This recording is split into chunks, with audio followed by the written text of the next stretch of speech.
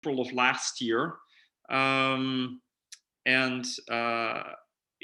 so it is also some stuff that's been for San Francisco and the San Diego APT, although that seems like a lifetime ago with the coronavirus. So is overcoming one-sidedness, exploring the yin, I should say the yang of Jung's 8 function types. I didn't normally before use the terms yin and yang, but the folks at the French Type Association, and they had their conference last week, that they convinced me that, why not use some familiar terms with people? So that we're going to use a little bit of that again. Yeah. Okay. So what is one-sidedness? There's a number of quotes here from Jung and Psychological Types. It says, I tried to establish the general lines along which one-sided developments move. So that's quite a bit, of what he did in the book, what he was trying to do. Each of the types represents a different kind of one-sidedness. And attitude is a readiness of the psyche to act or react in a certain way. This automatic phenomenon is an essential cause of one-sidedness. He's talking about this acting or reacting. So it's like an extroverted and introverted styles of whatever our propensities are, intuiting, sensing, whatnot. He says a conscious capacity for one-sidedness is a sign of the highest culture. So he's not saying that being one-sided is bad. He's saying, is it the conscious choice? How conscious is it? But involuntary one-sidedness, that is the inability to be anything but one-sided, is a sign of barbarism. And I love Jung's choice use of words here. So what do we see as one-sidedness? Well, in some ways, going back over the decades, we can see in even in theory and the MBTI responses that people would give or using some other instrument, they might, for example, answer in terms of all intuiting preference 100%, not in terms of sensing preference. So in a very traditional instrumental way, that's how it might appear. It might also appear in other ways in terms of our interacting with people, thinking about our own lives. When we might even know with type that we want to shift to a different mode.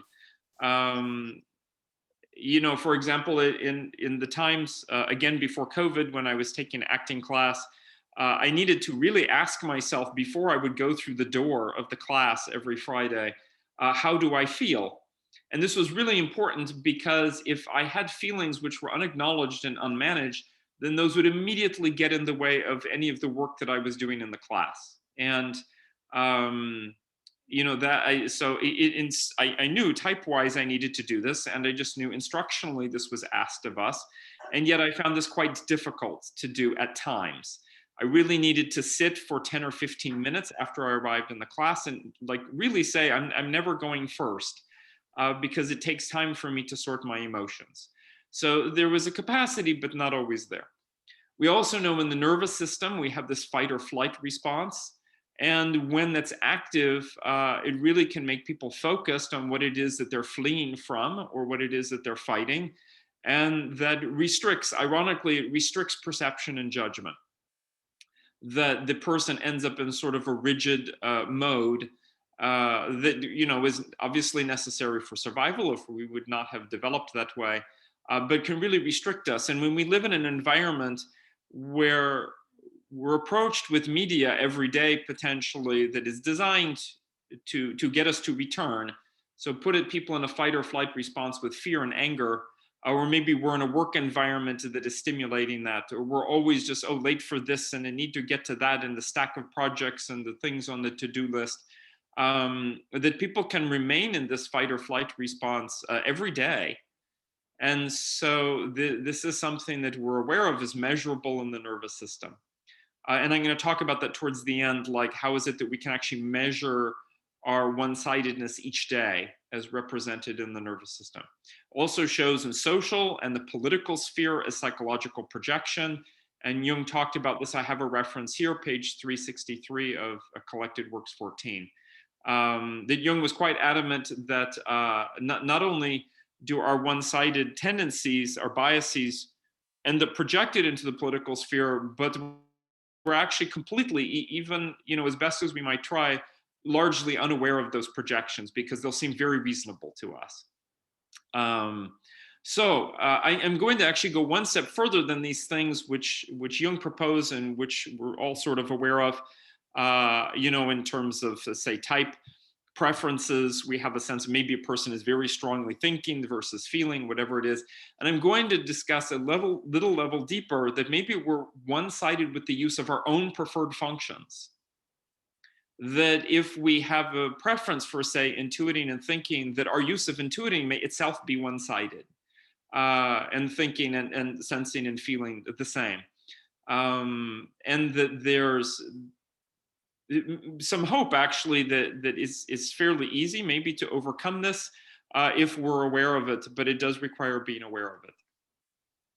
And I think it also impacts the way we read type descriptions or the ways we write them, and also the way we describe type to people and the examples we have in our minds, the stereotypes of the types. This is maybe an opportunity to really overcome some of those stereotypes. So this was all motivated by something I did with one of my interns a few years ago. And I presented on this at San Diego and Bay Area APTs in 2019. And so I mentioned this because I'm not going to go over it much, but if you want those slide decks, you can contact me and get those. Because I'm just going to summarize that here. So this was looking specifically at ENFPs. At the time, we were looking at 17 of them with a particularly sort of high resolution EEG brain wiring diagram. So what you're seeing here are bird's eye views of two brains, two ENFP brains, not specific ENFPs, but generalized clustered ENFPs, 9 ENFPs on the left and 8 ENFPs on the right, merged into sort of a single diagram. What we did is at any level, when working just like you are with numbers, you can work with networks and you can sort those into clusters, 2, 3, 4, 10, 16, or whatever it is. And here we sorted in a variety of ways by male, female, by career areas, originally by 4 career areas and then narrowing down to 2, and age and a number of other factors. And what really stood out was these, there's always these individual differences. So the brain is the snapshot of the person's development in time. The brain is the implementation or the expression of how the person has developed, the tangible, physical, and maybe informational expression of the type development. So we're expecting that people will have different brains. If every ENFP had the same brain, I would actually be extremely concerned that was counter to everything we know about genetics and development and so on. But it doesn't mean that the development is random or could be anything.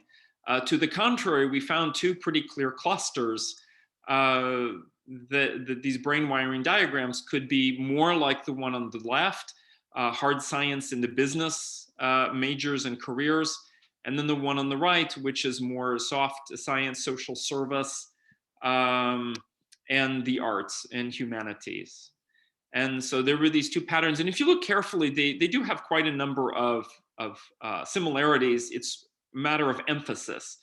And again, those are those other presentations, but I just want to say that there are 2 ways, maybe, and it's a little bit of background, foreground. So what we see, for example, on the left brain here, the left diagram, that there's this trapezoid type of shape in the lower right, and that it's in black and yellow lines, which are strong, and then it shows up as gray with 1 red line in the other view. So it's not like they're not as different as they might seem, but they are different, and there are different ways of getting the same needs met.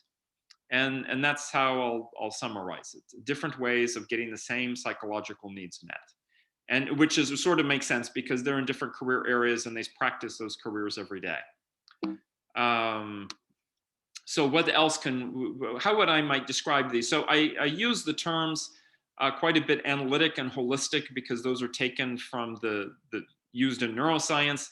But for our sake today, and as inspired by the French Association, is Yang, or Yang is the correct pronunciation, Yang, and Yin.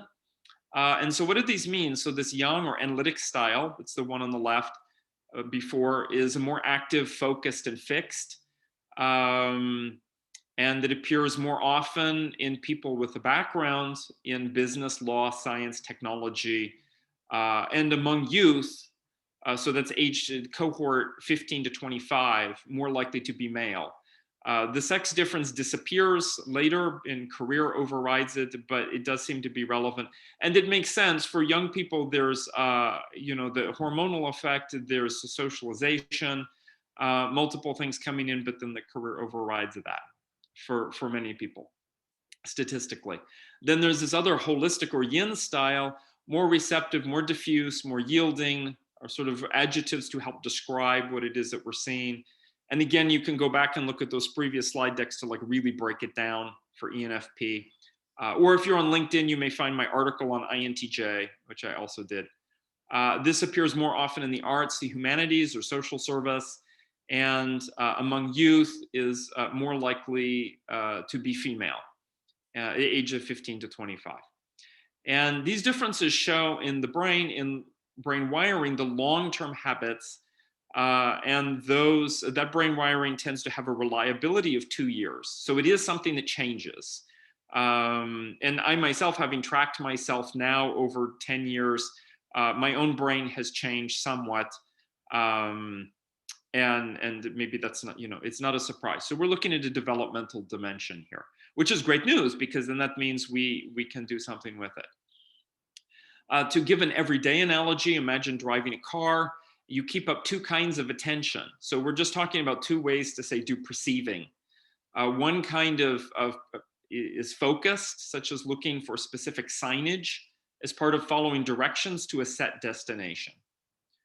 The other, this is the more analytic style. The other, or Yang style, the other is global perception, as you attend in a diffuse way to the whole traffic environment, so that you can respond to whatever it is that comes up.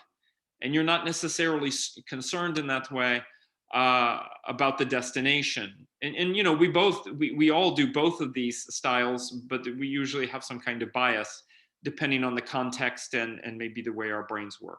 And there's a more holistic style. So that's the only sort of conceptual thing you need to consider is this Yang or Yin style, and the driving as an example. And I emphasize this because I don't want people to think that as we go on that Yang means like more judging and Yin is more perceiving or something like that. I specifically use the car driving example to demonstrate how perceiving in itself can be more focused or more diffuse, more goal focused or open-ended, whatnot. So let's take a look at extroverted sensing. And these descriptions are not based on an analysis of all 350 subjects. They are not, because I haven't done that yet. But they are based on an analysis of the subjects I've looked at before so far, which is about half the database of types. So, like INTJ, ENFP, ENFJ, ISTP, ISFP, and a couple others. And so and I keep seeing the style as we sort the data into these two clusters. So what is extroverted sensing? So I'm just going to briefly mention these, and then we'll do a poll, and we have about 3 or 4 minutes for each of them. So we'll keep it quick, and hopefully we can save the questions to the end.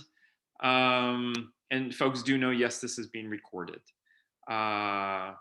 And in terms of systems 1 and 2, that's an interesting question we can talk about, but I don't think we'll have time for it. But you can contact me, Ingrid, about that afterward.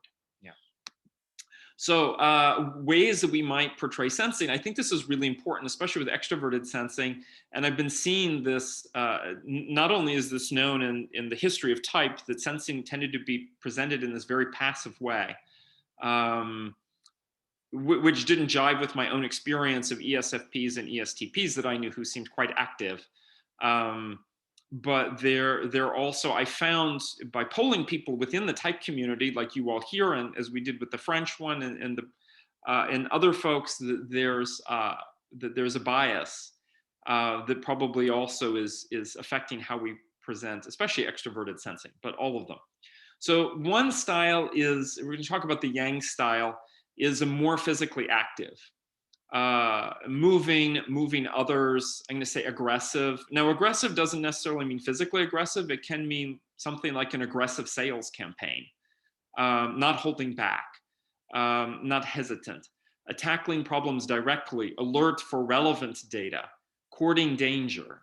So that could mean, it shows up as extreme sports, or it could mean in terms of launching a business. It could mean in some interpersonal situation, whatever it is. And again, these are not subtypes in the sense of a person is either mover or sensate. These are just describing two facets that people can move back and forth between. Focus on actionable options for tangible bottom line results. Impulsive, strong, maybe crude. I don't know if crude is really the right word, but like aggressive, I think with some explanation, people understand that.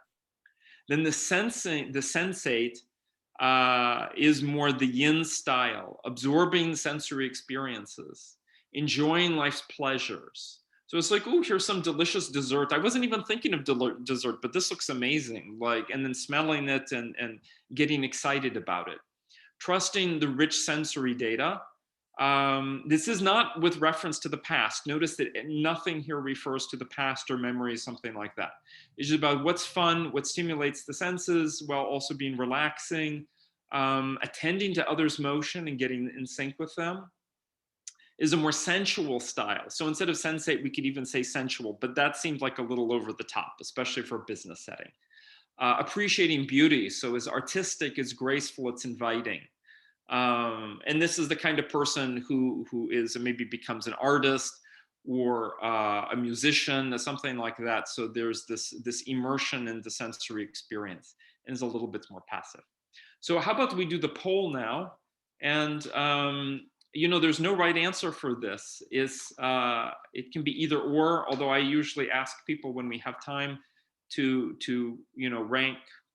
rank them, or not rank these here, but do like a percentage pie chart. But here the poll will stay very simple.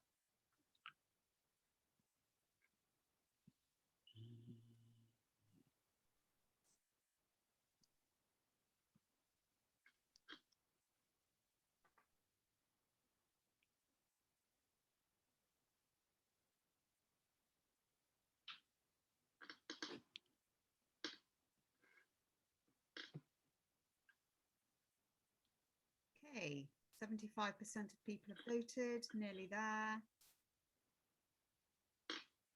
Okay, fantastic. And I will, I'll take a quick screenshot because I know people have asked in the past to see the results. So there we go, 2-1, not a surprise. Okay, thank you so much. So share results. Wait, we never saw that. Oh, thank you. Yeah, there you go, yes. Okay, so this 30-70 or 2-1, this seems fairly common, especially with this within the type community. And by the way, this is for all folks, not just sensing folks. So for you, with all of you with intuiting preference, when you do sensing, extroverted sensing, how do you tend to, or prefer to do it? And so this is really allowing a conversation for people to step outside of their preference even and ask, what is comfortable for me when I am able to do this process. Okay, thank you. And now we will take a look at introverted sensing here. And this is not about how the function works, it's about the expression of it. And that's sort of the way the brain is wired, and also some of the behaviors that go with it, looking at people's career choices, gender, and other information I gathered from all of these like personal interactions with people. So one of them is this more Yang defender style. And this is one I think probably many of you see in organizations. So it's acting as an anchor, is on guard, guarding others. There's this sense of culture and history, sticking with the strongest impressions from one's upbringing. And there is a sense of what's convenient, what's familiar, and the more prone maybe to block change, and that there's being traditional and at the same time aiming to civilize. So this has like a strong, like the word suggests, a defender style to it. And this is how we might end up stereotyping the folks with introverted sensing. Then for the hearth style, this is more looking at people's, I didn't just ask about career, I also asked about their, what is your history, like what were your majors in college, all that kind of stuff. Maintaining home and traditions, drawing on a big memory bank of sense impressions. So both of them are drawing on memory, but how they express is a little bit different. Feeling grounded, adapting to the group's changes and flexing to others' will, preferring comfort and safety, sensitive to subtle sensory variations. So it's interesting that we can see some of the classic, I would say like, MBTI prime era descriptions of introverted sensing in this, subtle sensory variations, the big memory bank, and that fits with Jung as well. And also our experience in organizations with these two styles here. Keeping in mind that all of us are going to be doing introverted sensing in some way, albeit maybe unconscious in a very limited or clumsy way. But let's move then to the next poll and see how folks are with that.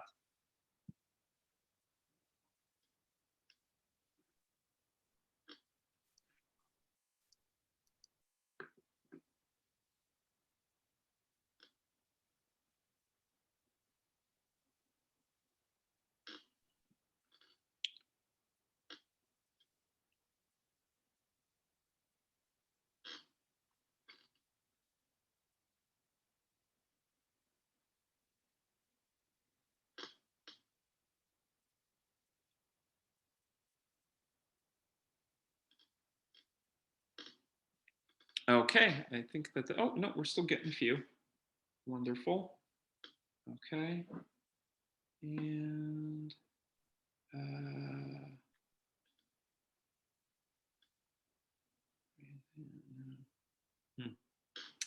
okay, I think this is pretty good here. And now I will go ahead and share that with folks.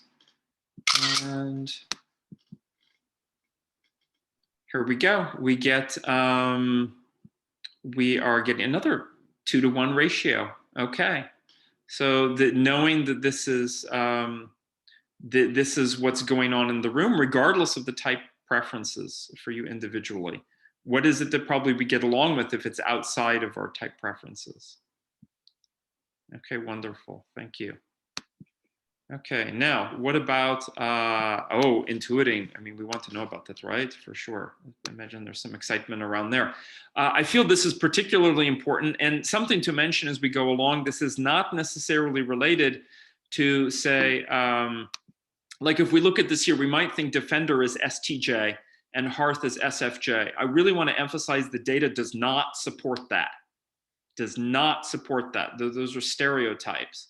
That somebody who has STJ preferences might actually have the brain wiring and the background that relates to the hearth description.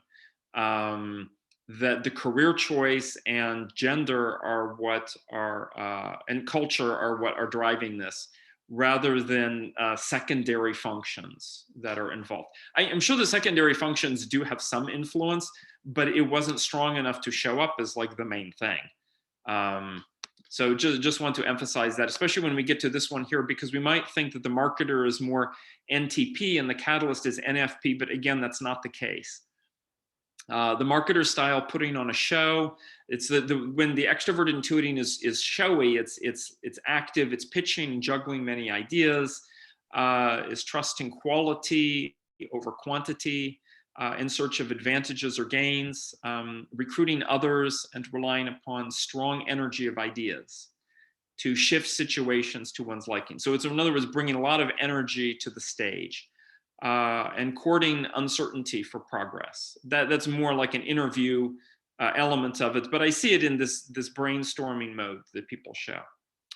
And then the catalyst is the noticing of the subtle patterns. So it's a quieter style. And I remember this ENFP sitting very quietly in the brain imaging lab with the equipment. She was wearing the equipment. We were between tasks, and her brain got really active, and yet she wasn't doing anything visibly from the outside. And I asked her, what's going on right now? What are you thinking about? And she said, I'm observing the two other students in the lab across the room. And she said, basically, I'm playing with the scenarios of like, how is it that they might be interacting? Like, what's their story going on right now? So she was very externally focused in that moment and using extroverted intuiting, playing with those different potential sort of dramatic situations that might be going on. And so it is extroverted intuiting, and yet it wasn't verbalizing. And the same, I think, when we go to cultures like Japan, or where things are quieter, even say like a Germany or Switzerland or Britain, it doesn't have to be that over the top style. It can be more subtle, negotiating towards this outcome is relaxed, it's subtle, use of humor, use of disguise. I don't mean that in a clinical sense, including and promoting others, searching for the highest quality potential possibility for everyone's gain. And that last part, I don't see that in the brain imaging, but from the interviewing the people and working with them, we see this style difference there. So let's take a poll around that and see where folks are, even if you're sensing preference, which one is more comfortable for you.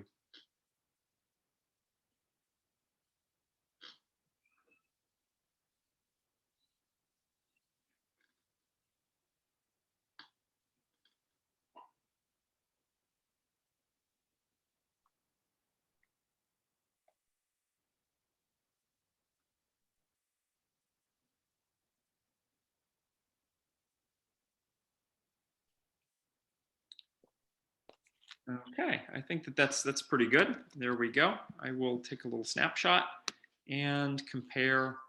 Okay, we're already sharing. Fantastic. 3-1. I think this makes sense in part for what it is that many of us do, that we're going to be more in not wanting to push things. We're not necessarily tech entrepreneurs. Something like that a lot of us are coming from like a coaching, counseling, therapy background, and so that catalyst style makes more sense. And so is it very nice to see. Okay, let's now take a look at, there we go, thank you, at the next style here. And that is introverted intuiting. This for me was really, it made a lot of sense once I started to see it, both in my own life and seeing how my own brain has changed. And then trying to understand the differences, because of course, naturally INTJ being that my type preference, I right away wanted to see what does this look like. So there is this visionary style, which is how it's often portrayed, especially for individuals who are in, like a corporate environment, something like that. We describe NI as being visionary, sticking to this vision of the future, improving. What is that vision about? It's, hopefully about improving self and society. It's not playing a villain role. Being certain of some compelling insights, not watering down. It can be a little bit more also aggressive. Turning realizations into principles, applying many complex concepts, acting as a guiding spirit. And again, I'm adding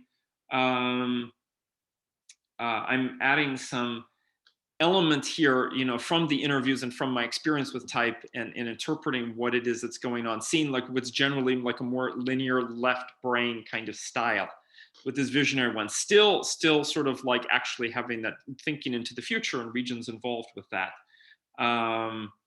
But there is this quality here.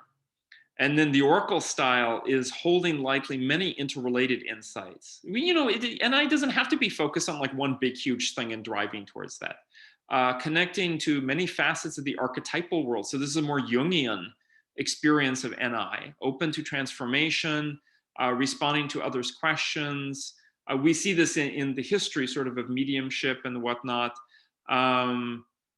and innovating for the group. The innovation is still happening, but is a little bit more quiet, like a transformational style. We might see this in a person who is, acting as a shaman, acting as a therapist, acting as a group facilitator, cultivating an aesthetic or a spiritual practice. And so let's take a poll for these here and see how they are. And just to give a moment for that.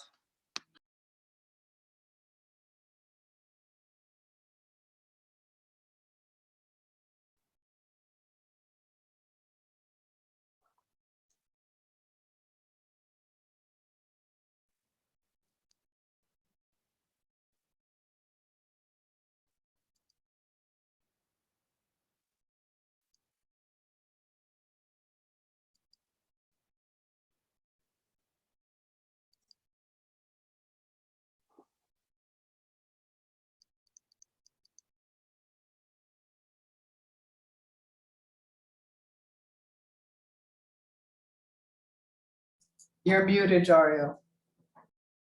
Okay, sorry about that. Yes. Okay, end poll. Okay, is again sort of a 2-to-1 ratio. Interesting. So when we're working with individuals to help locate their best fit type, and they're going to be seeing stuff that maybe is for a corporate environment, and that NI is visionary, and they're like, well, maybe I don't relate to that so much. Or a person is sorting further down, like say ISTP, and they read a description of introverted intuiting, they might like really relate to it because the way it's described happens to match what their aspect of it. Or they might think, oh no, maybe it's not thirds for me. Maybe I'm a different type, like ISTJ, for example, because it's presented in a way that misses that facet for them. And so there's that, there's that kind of bias there. Just to, it's a great opportunity now to sort of make sure when we present type that what are we looking at. So let's talk about the judging functions, manager and builder. This is one, and I want to emphasize this can also be about,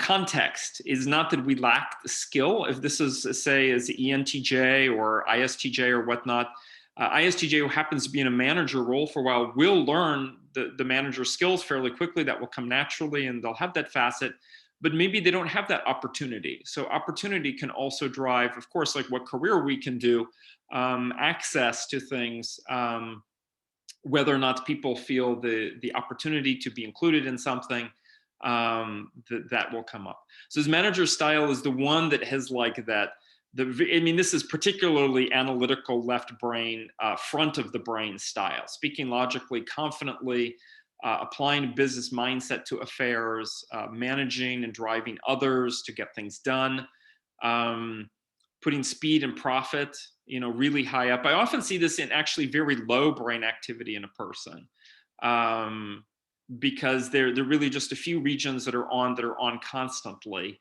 And everything else, if it's not needed, turn off those lights in the house if you're not in those rooms. So helping, in contrast, a builder or maybe crafter is that helpful hard worker, efficient, frugal, economical, timely, doing the work right. I've been told I am what's called a pixel Nazi when it comes to artwork. That if I notice something is off by 1 pixel, I'll be like, no, we need to move it over 1. There is this capacity for focusing, perfecting details, optimizing functionality. So this can look like introverted thinking in some cases, and I believe this is where people can get confused, especially for ISTJ and INTJ.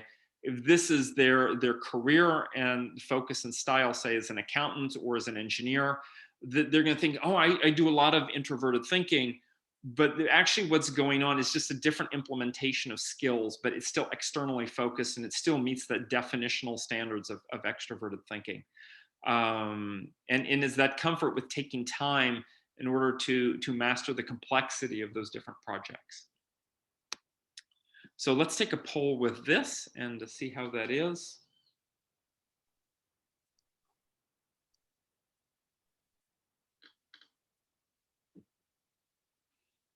Dun, dun, dun.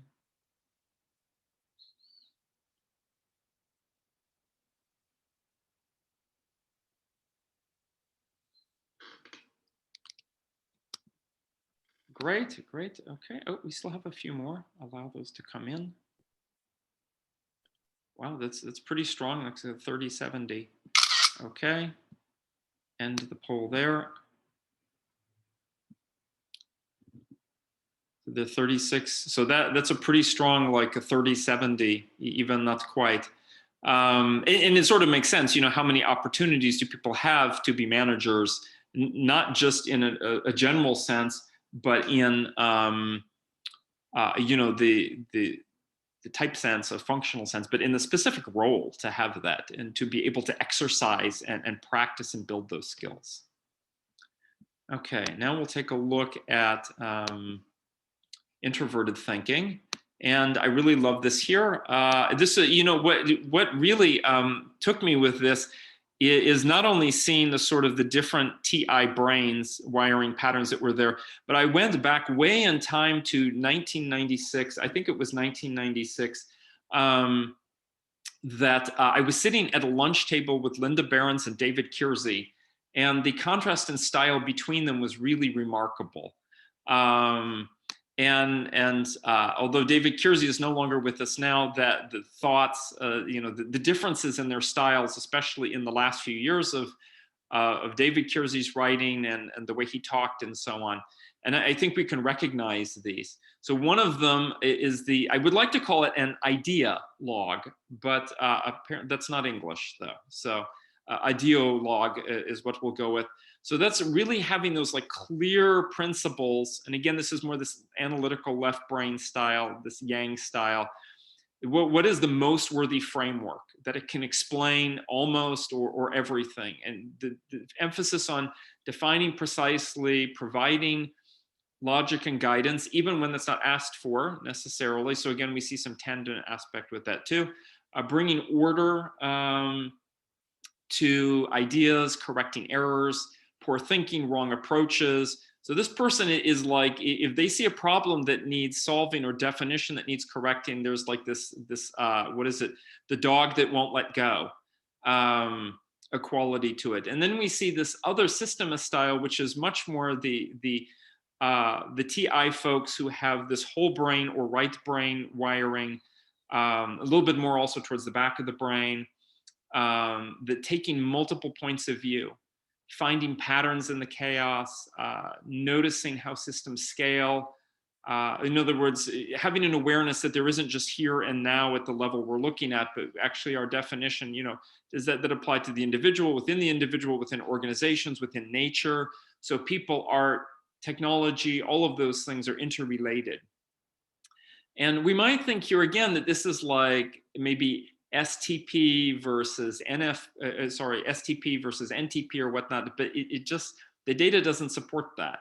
That it seems a lot of it is related to career and to gender, to age somewhat, and then further on down is the secondary, the auxiliary function. And so there's an acceptance of the messiness of life that goes with it. Okay, so let's do a poll with this.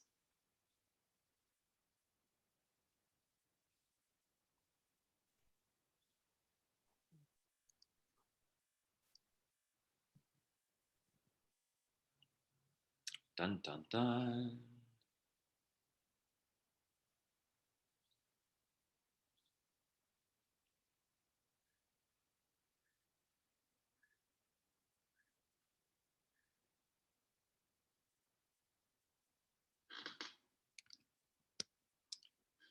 Okay, I will take a snapshot.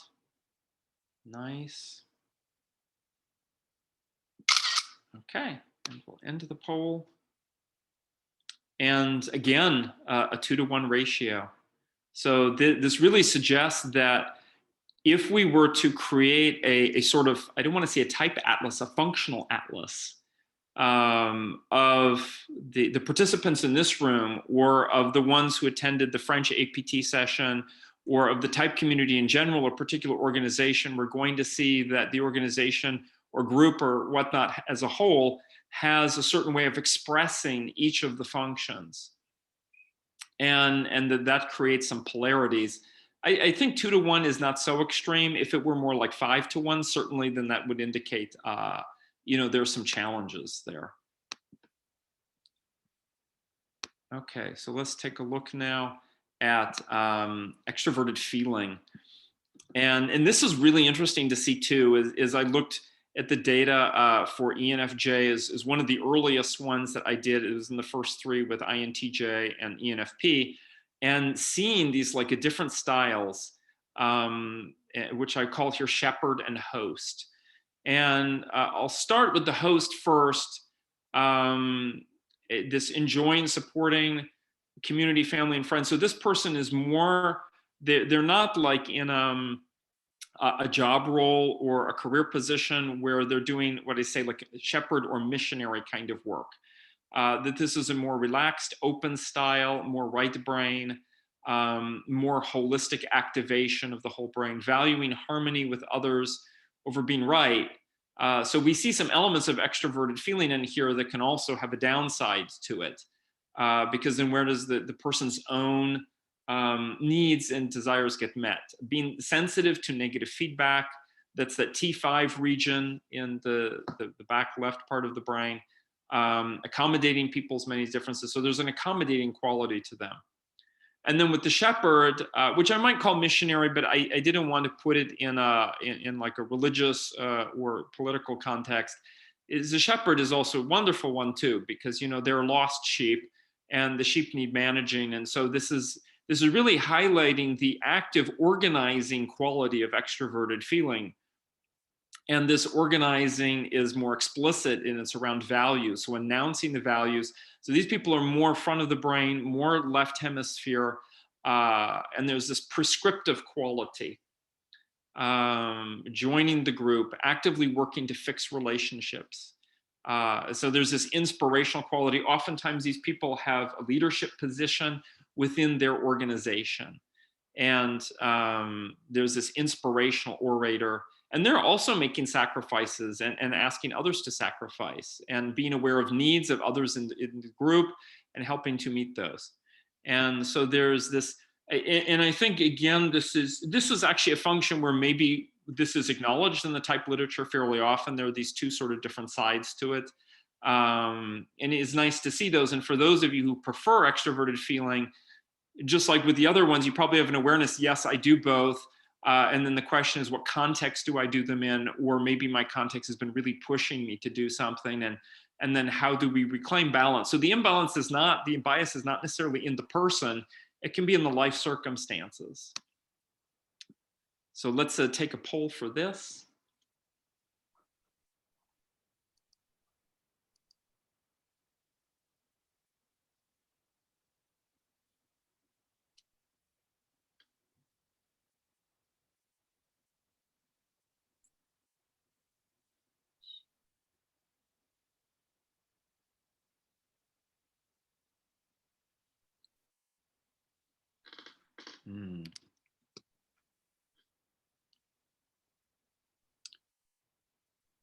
Okay, I will capture this for posterity.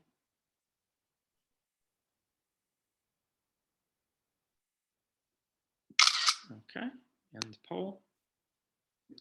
And again, we're seeing a 70-30 or close to 2 to 1. And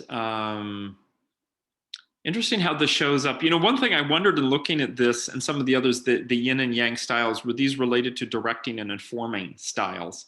And it didn't quite show up that way. And I do believe when we look closely at it, we can see the shepherds, for example, and that announcing values and prescribing, that can be done with directive language, say with the NFJs, or it can be done with more informing language with the SFJs. So there's I haven't like really dug into that because I haven't looked at the SFJs I've looked at ISFJ, I haven't looked at ESFJ or INFJ yet. But ENFJ and ISFJ are you can see both of these styles show up. Okay. Although weirdly with the ISFJs, I have a lot in the arts, like a lot of them in the arts. So that may also have an influence on it. Okay, and then introverted feeling. Wonderful. We're saving the best for last, right? I feel that this is also one of the functions that folks have some awareness that there are these two sides to it that can be in conflict with each other sometimes. And one of them on the left there is this a little bit, again, more yang, front of the brain, left hemisphere, pursuing a singular life quest or truth, and that aiming for moral clarity. So there's this you know, the congruent set of beliefs I'm like dedicated to making that happen. It's like, how do we get the quest, our identity, and our behavior to all line up with each other? And you know, is there often, I think this sentence here is anecdotal because all the FI types have really strong listening skills in the T3 and T4 regions of the brain. But there's this listening to the selective voice. I often find that's anecdotal, but and it could be one's conscience, it could be an authority figure in the case of, say, STJs, and there is this certainty about it. Whereas with the romantic style, and I mean romantic in the sense of like the romantic period in art or music, not romances like we're gonna go out to eat to celebrate our anniversary. That there's this life of deep, quiet feeling, listening to and harmonizing with many voices, pursuing multiple soft quests, and allowing room for conflict, inner conflict, outer conflict, allowing room for uncertainty in feeling, so that there's this subtle, diffuse sense of identity that's more allowed to vary with the context of each relationship. And then that last part is also me just drawing upon the knowledge of type in interviews and what we know about the functions. And in general, it's this more right brain, more whole brain, and often the more back of the brain kind of style. It's a little bit more quiet and reflective. So let's take our last poll. Dun, dun, dun. Ooh, this one's going up and down a lot. It's like a horse race here.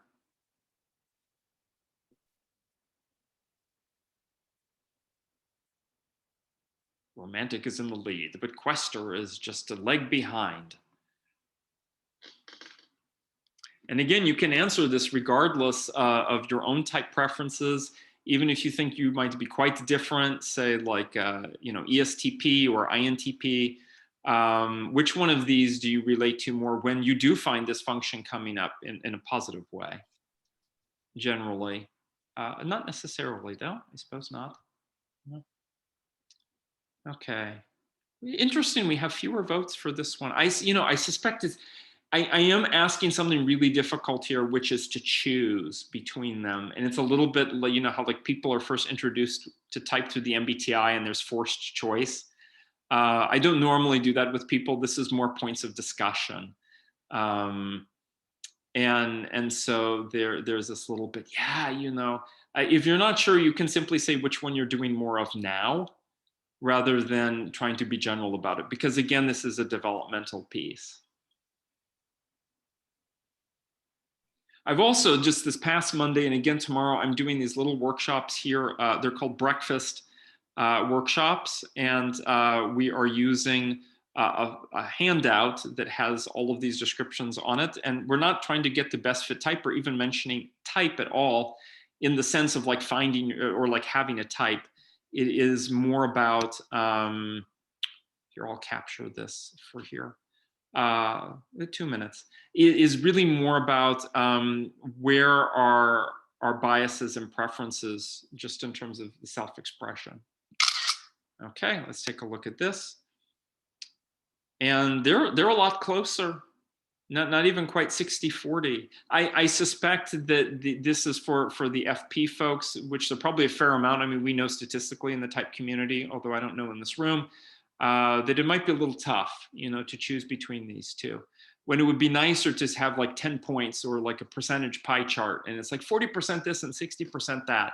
Or really, let's just have a discussion about it and not have to put numbers to it.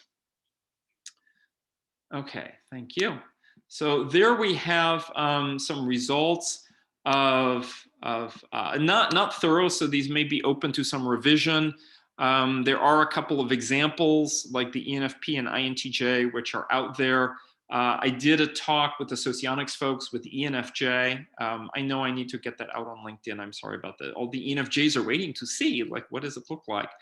But this has really intrigued me because Jung talks so much about anima and animus, and I didn't want to use those words like logos and anima and eros and animus because they're not really very accessible to people, but there is that element behind here as well. So really, we can almost say that we're talking about the four functions: sensing, intuiting, thinking, feeling.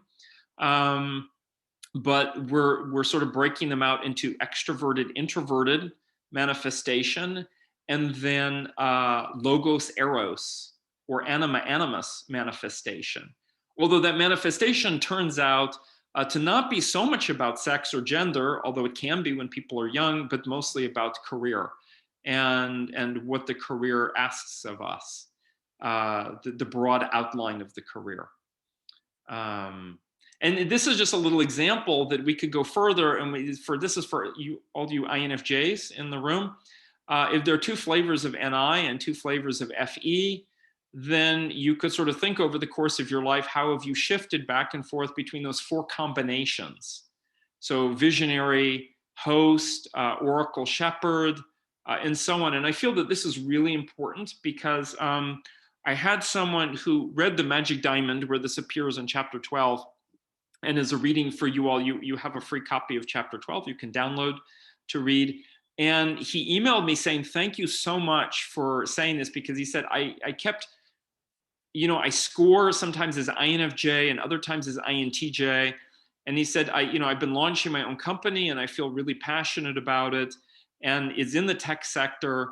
And he said, I keep thinking I'm supposed to be INTJ because the profiles are pushing me that way.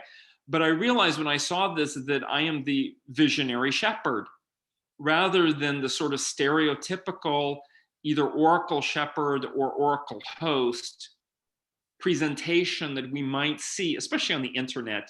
We all know how the internet is and the forums and so on of INFJ. And he felt it was very validating to see that he's like, okay. And as for the thinking ones, he's like, okay, now I see, like, this is my preference is my best fit is INFJ. And so there's those four, what we say like combinations, we might call them subtypes. I would say that they're developmental subtypes, and that they can shift. And this is actually what the articles that I've started putting out there are about. So not just the two like ENFPs, but really actually talking about 4 ENFPs, developmental paths, and 4 for INTJ and 4 for ENFJ and so on. And these mesh very well with the work of Helen Fisher, who is done all of this stuff on hormones. I mean, she's her background's biochemistry. I know that's what she's doing, is biochemistry and neurotransmitters. And then also Victor Golenko, and talking about these 4 as well.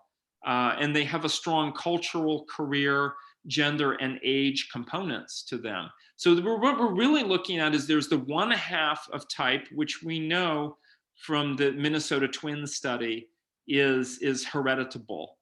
We can chalk up to DNA and whatnot. And then there's the other half of our pattern, which is how is it going to grow? So if you're born as the oak tree, like what kind of oak tree do you become versus a pine tree?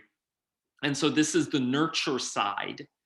And I've seen it in myself. I've shifted from the creative version, what I call actually these are Victor Golenko's terms, of INTJ, which is very different from this like very traditional normalizing version of INTJ, which could be mistaken for ISTJ. and then moving into the harmonizing one, and then recently moving back to the creative one over the course of 10 years. So there's definitely like a developmental quality to it. And then putting knowledge into action, and know you'll have access to the slide deck. I give 4 suggestions about creating room in our life to do these different facets of our preferences. Seeking out someone of our own type who has expressing their type a little bit differently, and sort of asking like, hey, how do you do that? And they're going to have an answer. And you know what? The learning can happen really quickly because they already have our type preferences in mind. The basic sort of cognitive processes, the temperament values, the mode of communication in the interaction style is the same. So just this nuance of expression can come out. And then adopting, I say adapt. Actually, you can adapt a body, mind practice or hobby too. So it's not just adopting it, you can be adapting it. And that really one that taps that other side of you. And then whenever you do have a chance to stretch into responsibilities that emphasize some other facet of your preferences, you can say yes to those. And you know, it's sort of like, well, if you're used to being the host version of Extroverted Feeling and you're given the opportunity to be a shepherd in an organization, a community organization, whatever it is at work, maybe even just a weekender with friends, like you can step up and do that and practice that, and it will come pretty quickly, I believe. Because even though the brain wiring is different, it's still, as we saw with the ENFP, it's more like you have both, and one is in the foreground and one is in the background for a period of a couple months or a couple years, you know, potentially longer than that if our lives don't change. And then finally, here are some instructions about breath work. Is a wonderful practice psychologically. Most people think they can only hold their breath for 30 seconds. And that's what the research shows when people are just asked randomly to hold their breath. But actually, unless we have a lung problem or something like that, people can actually hold their breath for 2 minutes. It's not an issue of practice, except in the sense that we're practicing to overcome a psychological barrier, because the monkey brain gets afraid and says, oh my God, why are you not breathing? Start breathing. But we can actually hold our breath for 2 minutes with no problem. And the trick is to overcome the psychological obstacle. So 10 to 15 minutes of breath work. This is the Wim Hof method, but there are other methods. Actually allow us to shift from the fight or flight response to this parasympathetic relaxation response. And that is then what opens up more possibilities. It takes us from like the tunnel vision or tunnel thinking into, oh, right, there are these other facets of myself.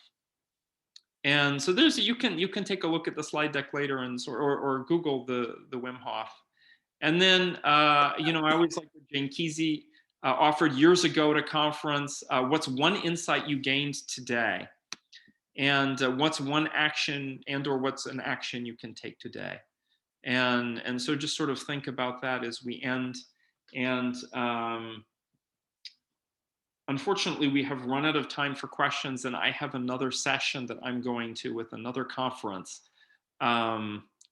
It's funny how those work out. I thought there was an hour between them, but then it turns out I'm in mountain time now, so it's not the case.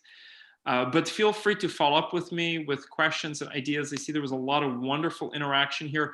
Hopefully we can save the chat, because there are some things like, what about step 2, for example? Really, you know, really great questions. So I will go through and look at those, and feel free to follow up with me. Maybe we can even post those on the conference website. I can go through the questions and type them on a sheet and then post them for everyone. Yeah. So Sarah, is there anything we need to do? No, that is absolutely perfect. So thank you very much indeed, Dario. You are much appreciated. I'm sure everybody would like to show their appreciation. That was fascinating. And yes, I will save the chat and do what you're suggesting now. Beautiful, thank you. And just so you can all see my mug before I go. Yes, thank you, everyone. I'll stop recording now. Okay, thank you.